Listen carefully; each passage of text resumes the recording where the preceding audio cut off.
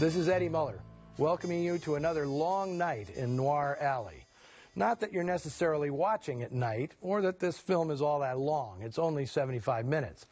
But this is a particular type of story. It plays straight through, from dusk till dawn.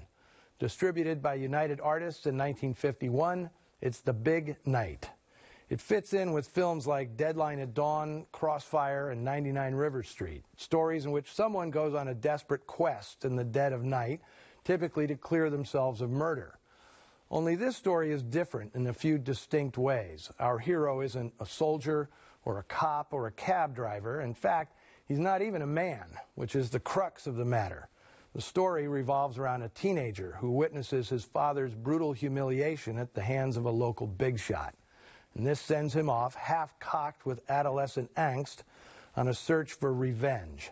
So, in essence, it's a noir coming-of-age story in which a vulnerable and sensitive boy confronts the terrors of the adult world.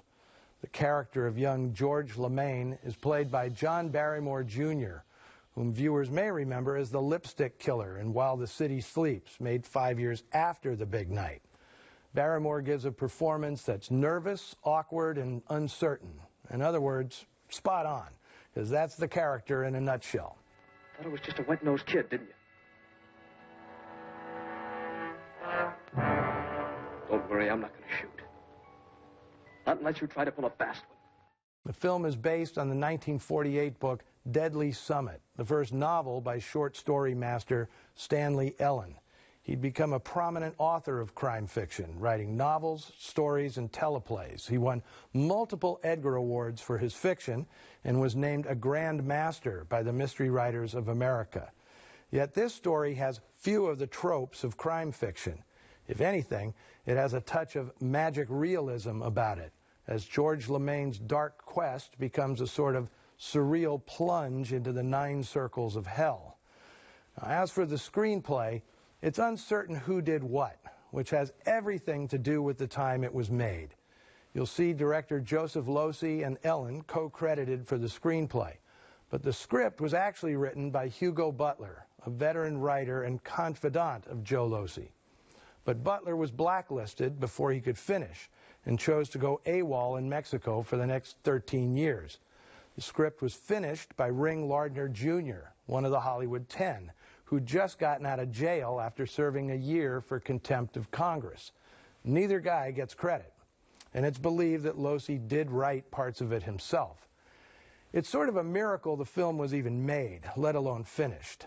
It was shot on the cheap by producer Phil Waxman for less than $300,000, and Losey was under constant duress, being one of the main targets of the House Un-American Activities Committee investigation into communist infiltration of Hollywood. The FBI's file on Losey had grown to more than 750 pages, and HUAC's determination to expose him as a communist spy grew steadily more intense as Losey became one of Hollywood's most promising new directors. While shooting in and around downtown Los Angeles, Losey feared that government agents could descend at any minute.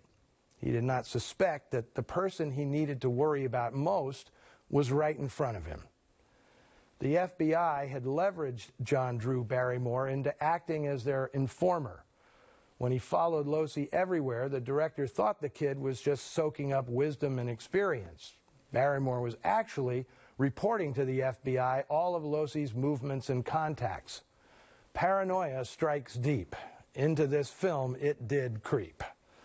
The father-son theme in The Big Night must have resonated with much of the main talent.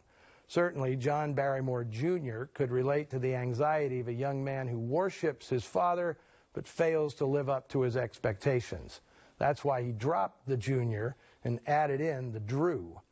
The same could be said of Ring Lardner, Jr., whose father was a renowned author and hugely popular sports writer.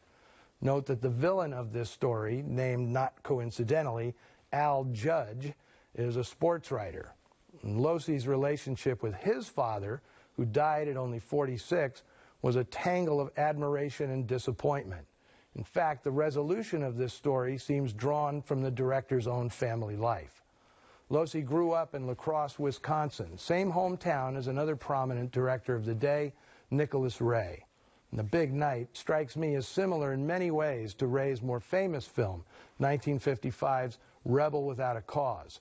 Both are coming-of-age sagas that take place largely over the course of one night, focusing on a boy distraught over his father's symbolic emasculation. Losi would, of course, eventually become one of the world's most prominent directors in the 1960s and 70s. And once he'd established a reputation as an artist, Losi's early Hollywood films would be disparaged, even by the director himself. The Big Night, in particular, has little critical cachet. But like The Prowler and M, films Losi made right before this, The Big Night is overdue for reevaluation.